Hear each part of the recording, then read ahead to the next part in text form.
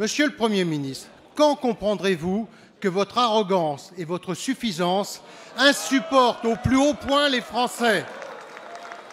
Votre bilan catastrophique devrait pourtant vous inciter à davantage d'humilité. Mais votre orgueil démesuré vous a conduit, une fois de plus, à la politique des coups de menton, ces coups de menton qui ne trompent plus personne d'ailleurs, mais finalement c'est cela votre marque de fabrique.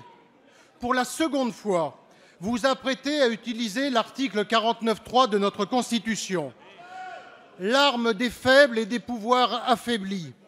En février, vous aviez muselé votre majorité juste avant le vote. Ça n'était certes pas glorieux, mais au moins le débat s'était déroulé.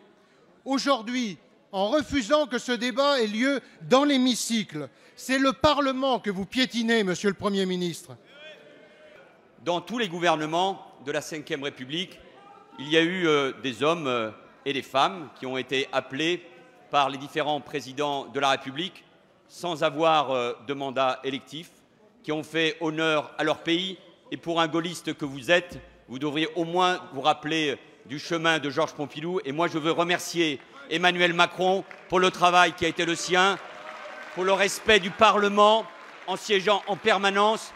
Et plutôt que de vous attaquer aux personnes, Monsieur Jacob, ayez vous aussi et le courage de présenter un projet alternatif et de dire, comme le pensent beaucoup de vos parlementaires, qu'ils auraient pu voter ce texte parce qu'il est bon pour l'économie, parce qu'il est bon pour les entreprises, parce qu'il est bon pour les salariés et parce qu'il est bon pour les salariés.